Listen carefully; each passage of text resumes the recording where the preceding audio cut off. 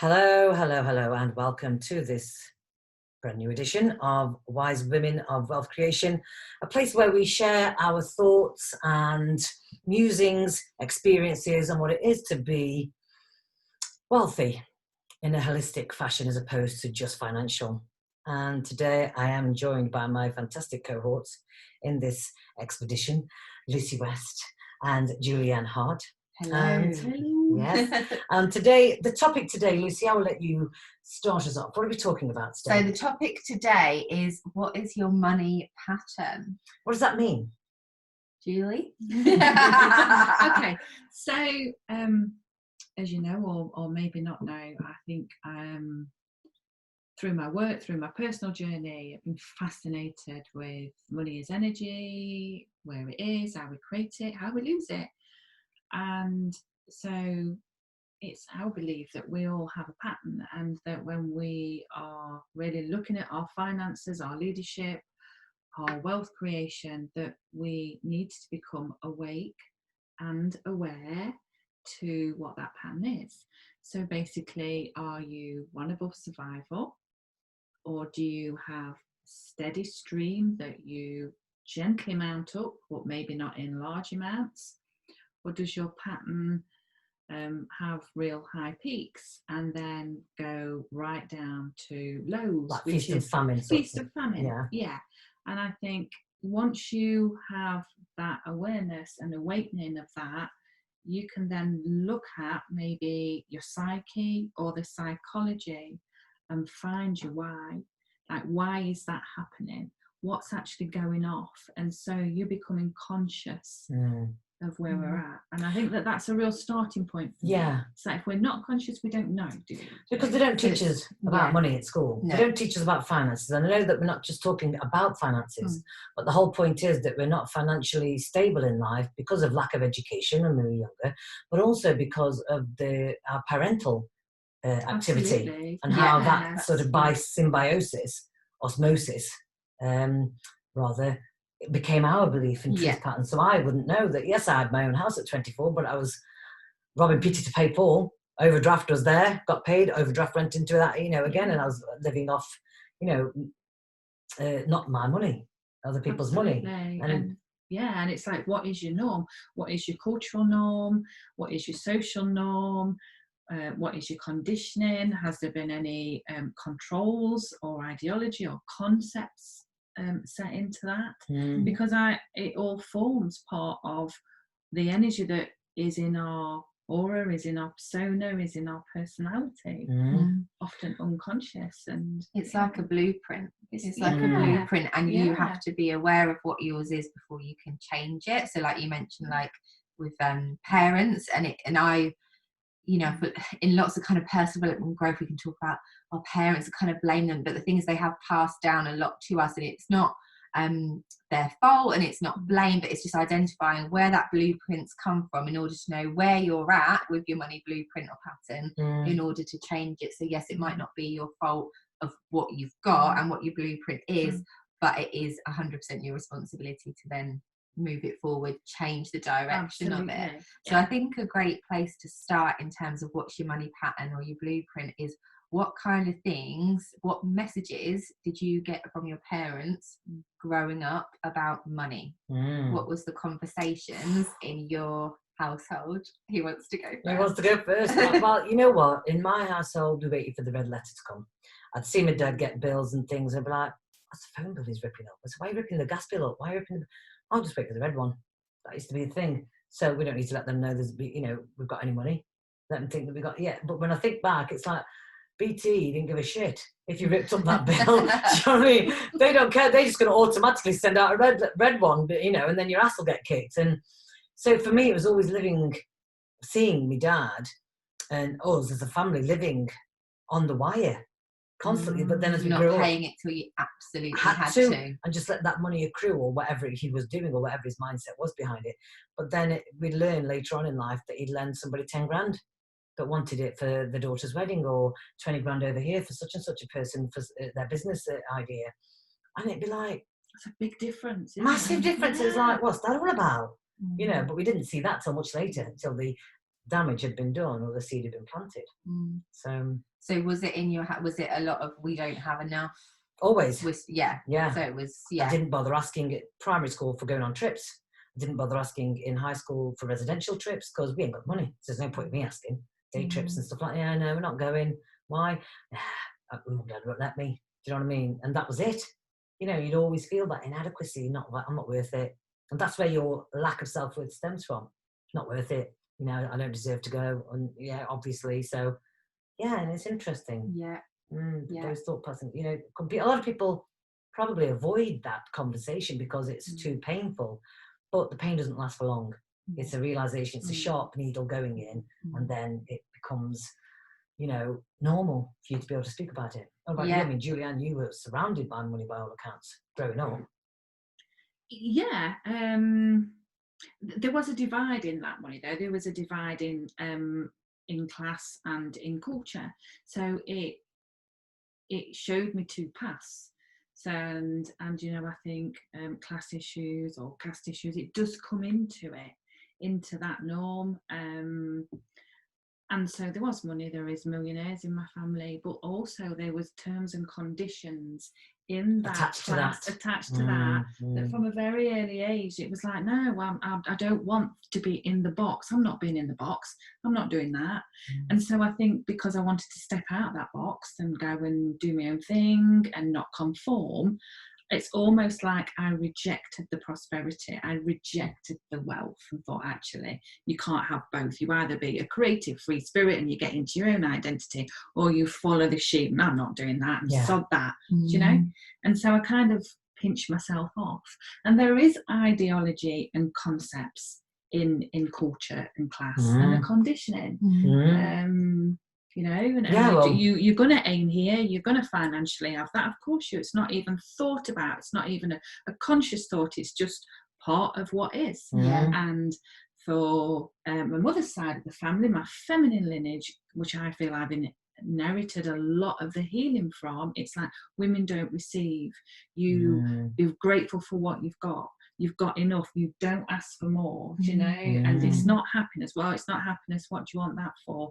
That's not going to bring you health. You know, it's not going to make you any happier. So don't bother. We've got it all. So it did come very cultured, and I think I took on board that. Oh, I want to be happy. I want to be contented. I want to be secure. Don't ask for it then. You know, we're picking it up all the time, aren't we? It's funny as well though, because I always used it with my kids when they were young. I mean, they're 18 now, but it's like, you know, you should be grateful. Why do we tell ourselves that we should be grateful as kids and show gratitude then?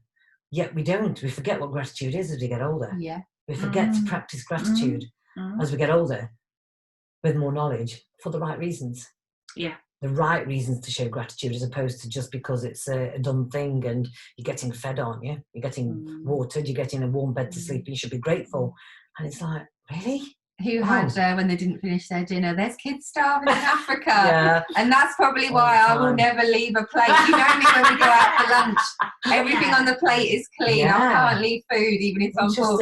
Probably because when you're younger, you get there's kids starving in Africa. Eat your dinner. Eat the cheese up. It's interesting that, because I never left food on the plate, but my mentality was because I bloody paid for it.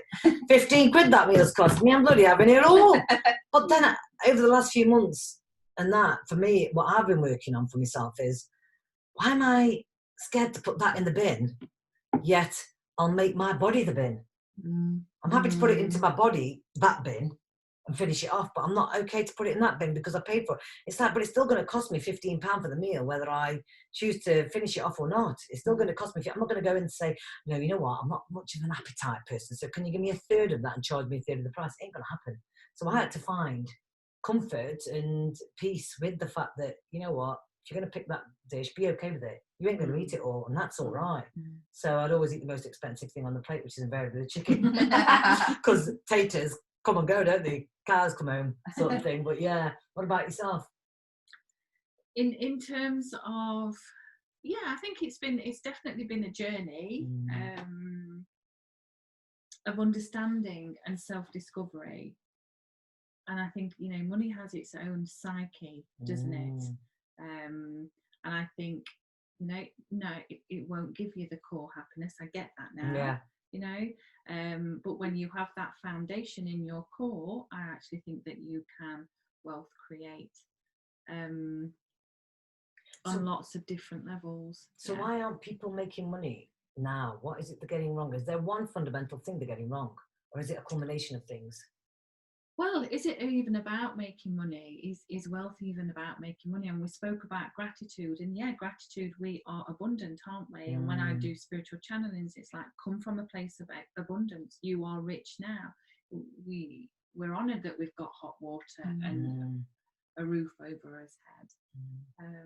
But then it's just an energy going into the potential of our purpose. Because we're not thinking, I'm so glad I've got a roof over my head, and you know, because I know that there's people out there that are homeless. You don't have to have that attachment to it. It's not about them or you. It's not a case of like you were picked. Because in our values we need to have that, don't we? You know, put the money to one side. That's us as a person. I deserve this. I'm worth it. I'm worth it. I'm worth it. I'm worth having this quality of life, you know. And it goes back to that thing, like I say, holistically, we look at talking about wealth not necessarily being just financial, because we have to address the feelings that we have about ourselves. If we don't deem ourselves fit or capable, oh God, our money goes through my fingers. I tell you, it's like my husband looks after my money, you know, because I bloody spend it. Why are we continuing to perpetuate that motion? Why are we okay to say that and it be your truth forever? People think that's them done, don't they? They don't think, well, I've never looked after the money. My husband's always, because I bloody spend it. And, well, do you want to look after it? Do you want to have control over it? Do you want more money? And it's like I say, it's not because of the money, but it's about how you feel about yourself and checking you out. Absolutely. And I think it all comes down to the core. And I think if we put the emphasis on wealth and money as a identification of ourselves, we're in trouble. You know, and I look back at the start of my journey, and 10 years on, I think actually as I look back, I had it all then. I did have it all. Do you know, and there's things that I don't have now, like 10 years ago. Yeah, 10 years ago, like families left home, the death of my parents. So I really think that the starting point is to really see the richness that is all around you, and then step into that truth of who you are. Go out for what you want to do and what you want to be. And that's where we put the past blocks on it. It's like, well, I can't because, or, you know, that's where our conditioning comes in. That's what affects that pattern that we spoke about, isn't it? Everything that we've accumulated in our life, absorbed, heard, been taught, affects that pattern. And a sense of self-esteem, I think, is what makes it goes up or down, coupled with money management being maths, right? So as a creative, I don't do maths. It's like, yeah, let's, you know, it's just come in, flow out, let's create, let's be free. You're a free spirit. I don't want to be confined. I don't want to conform. I want to be in the cloud. Don't want to be grounded. Got to have a bit of, you know, attitude to it. But that is not wealth creation, and it's not being adult, and it's not taking an intellectual response. And I've had to look at all that, you know, because I could happily play. I refuse bloody society systems anyway. But don't we do that when we're younger? Isn't that what youth's about? That's the thing, isn't it? So this is the thing, isn't it? It's like we do that when we're young, and it's like we don't want to come across as though we're saying, don't live your life. You know, it's not about being dead serious and like being grown up and responsible. It's about just having more self-awareness and being more aware of the fact that, you know, decisions that you make will have an impact in the bigger picture. And I suppose, I don't know about anybody else how you feel, but we can never really appreciate that until it's actually gone. We don't, do we? We can always think about, I mean, I knew my dad was going to, you know, pass away at some point because of his illnesses. So when it happened in January, the enormity of that hits you far greater than what you could ever imagine, being just by knowing that, you know what, they're only here for a short time, let's make the most of it and whatnot. It's like with kids, they tell you, look up, you know, hug them tighter, because when they get older, you lose that. And in the moment, you'll never feel the gratification for it until you lose it. And it's just making sure that when that loss comes, you're not grieving like, you know, for months and months on end, and you lose all sight of you and who you are. So it's just having that self-awareness, isn't it? Yeah, I think self-awareness is hugely the foundation for anyone that's like new to this work. I think that's the starting point. What are your patterns? What are the lessons that have been passed on to you, even you know, non-verbally, just what did you hear in your household, what did you see, you know? So I saw my dad going out to work really hard, and my mum being at home but then being in and out of hospital, and she couldn't work, so that was a lot of pressure on my dad. And I think that's given me my, you know, people ask, oh, where's your ambition come from to do what you're doing, and I think that's it. Like, I've never wanted to rely on one person for my income. I've never wanted to put that pressure on someone else, like the thought of being a burden on someone else. I think I saw that in my household growing up. So it's always, you know, I've always just been so fiercely, strongly independent. I left home when I was 16 to go and live in London. I think that's where it comes from. So yeah, so there's like, you know, there's great strengths from what people on the outside could perceive as difficulties. Absolutely. But then there's also, you know, limitations. Like, we were very much like a working class family, you know. We never went out to dinner, like even to like a pub for like a Sunday roast or anything like that. You know, we didn't.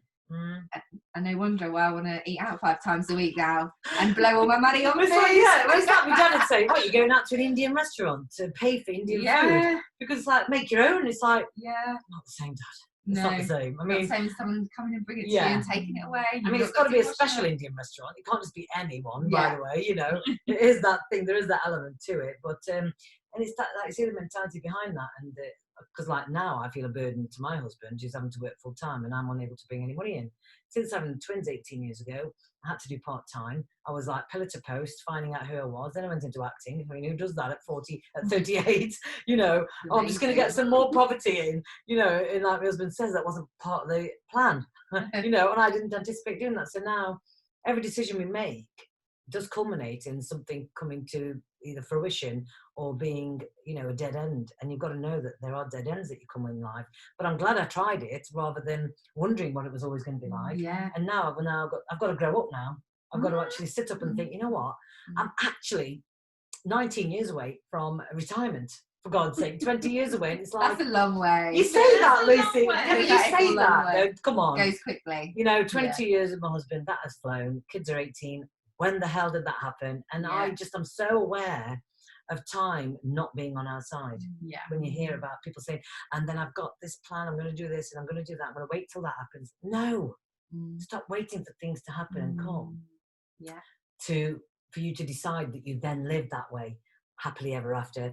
And I'm going to retire in 4 years' time. It's like, what if you don't live for 4 years? What if you don't live until you retire? And this is not about being a doomer-mongering conversation. This is just waking you up. It's wake up time, isn't it? It's like wake up time and explore that pattern. That's what I think. You know, explore your past, explore your conditioning, explore the culture and the socializing around you, and just find out where that pattern is and sit with yourself, reflect, retreat a bit, pause, and let the enlightenment come.